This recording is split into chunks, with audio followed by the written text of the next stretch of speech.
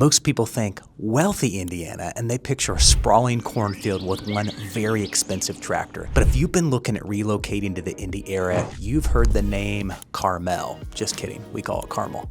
It's been the place to live in America more times than I've had coffee this week. But here's the thing, while the average home here is a cool $550,000, there is a hidden Carmel, a version of Carmel where the driveways are longer than your last relationship and the pool houses are bigger than my first 3 apartments combined. Today, we're going behind the gates. We're busting the myths about where the actual money is. And I'm going to show you 3 specific neighborhoods where the 1% of the 1% are currently hiding.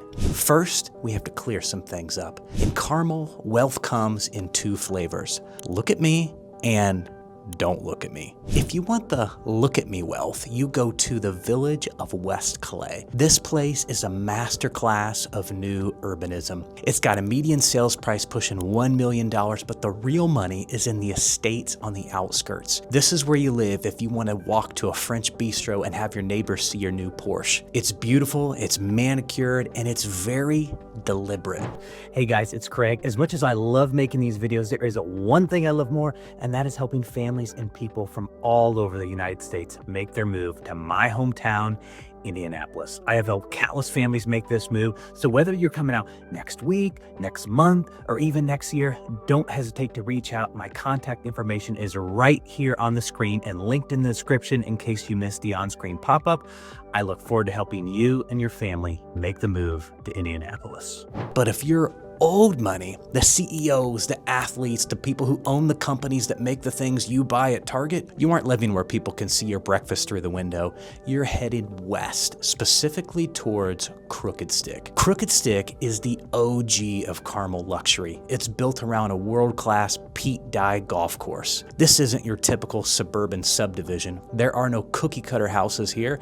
We're talking 10,000 plus square foot custom builds hidden behind literal forests. In 2026, we're seeing estates here at the $4 million to $7 million range. People think you have to be a professional golfer to live here, but the reality is you just need to have the budget of a small European nation. Notice the lack of sidewalks in some of these ultra wealthy pockets? That's not an accident. In the world of the ultra wealthy, walkability is often traded for unfindability. If there's a sidewalk, a stranger can stand there. If there isn't, well, you're just trespassing on very expensive lawn. So let's look at a real world example. Just off 116th Street, hidden behind Biltmore style gates, is the waterfront of West Clay. We're talking 30,000 square foot residences. That's not a house, that's a mid-sized library. These homes often feature subterranean garages for the car collection you don't want the tax assessor to see, indoor basketball courts, standard Indiana equipment, and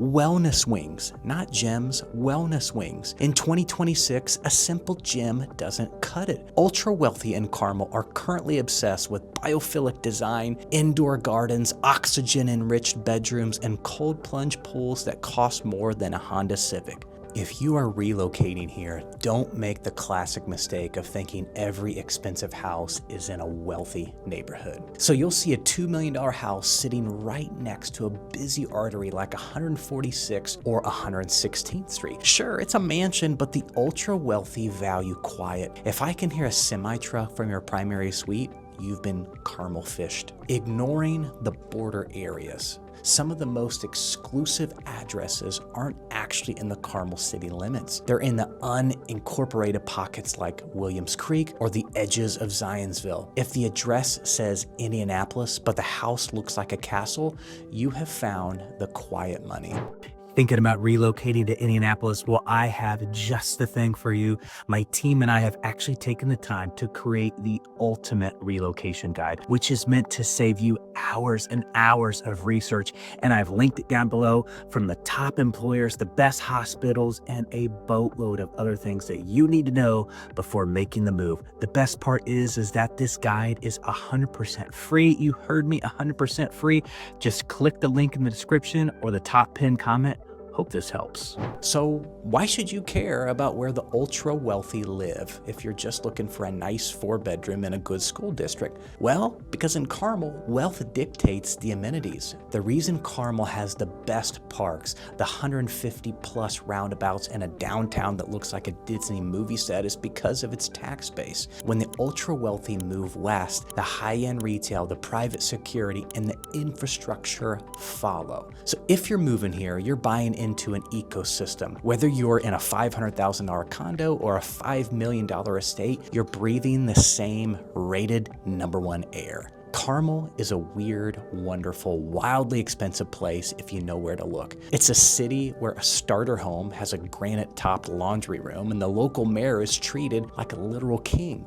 So here's the question for you. If you had $5 million to drop in Carmel, would you want the social vibe of the village of West Clay or the leave me alone woods of Crooked Stick? Let me know in the comments. I read all of them, especially the ones defending roundabouts. And if you're actually planning a move to Indy and want to know about which neighborhoods are rising in value for 2026, check out my next video on the Zionsville versus Carmel showdown right here, and we'll see you on the next one.